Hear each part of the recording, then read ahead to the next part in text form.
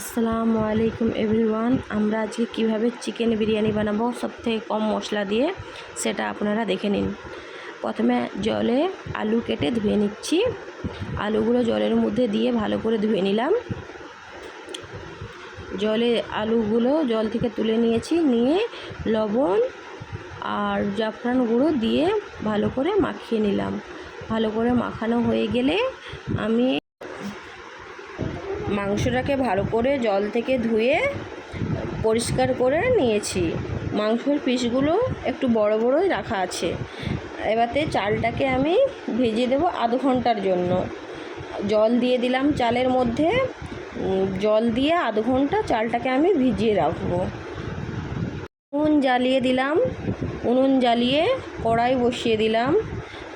এপাশে আমি বসিয়ে দিয়েছি ভাতের জন্য জল গরম করতে হাঁড়িতে। তারপরে দিয়ে দিলাম কড়াইয়ে সাদা তেল দিয়ে দিলাম।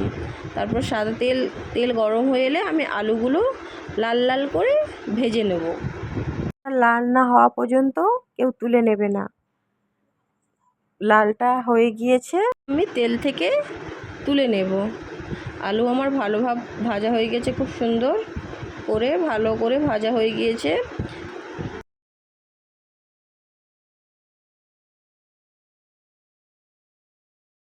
লবণ দিয়ে দিলাম, অল্প পরিমাণে কালার দেব, জাফরান কালার দিয়ে আমি মাংসটাকে ভালো করে মাখিয়ে নেব। মাংসটা ভালো করে মাখিয়ে নিয়ে মাখানো হয়ে গিয়েছে, এবারে আমি রেখে দেব। ওই কড়াইয়ে আমি পেঁয়াজও দিয়ে দিলাম। পেঁয়াজটাকে ভালো করে নেড়ে চেড়ে নিলাম। ভালো করে নেড়ে চেড়ে ব্রাউন কালার হতে দেব পেঁয়াজটাকে।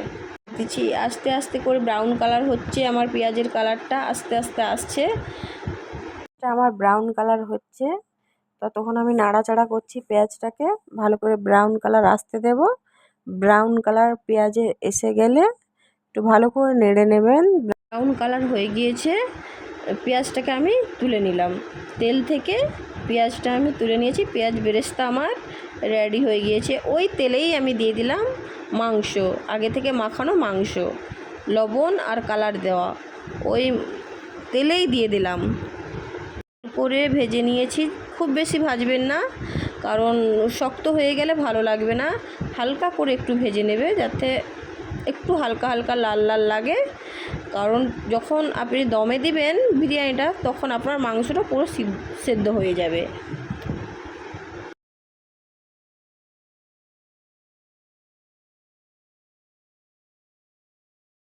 ভাতের জন্য আমি দিয়ে দিলাম লবণ, এলাচ। জলটা আমার ফুটে গিয়েছে, তাই আমি দিয়ে দিলাম এলাচ, লবণ, তেজপাতা। বেশি উপকরণ দেব না। ভাত আমার ফুটে গিয়েছে চাল দেওয়ার পর, দেখে নিন আপনারা, ভাতটা হয়ে গিয়েছে। এদিকে মাংসটাও আমার ভাজা হয়ে গিয়েছে। আজকে আমি বানাবো লেয়ার বিরিয়ানি।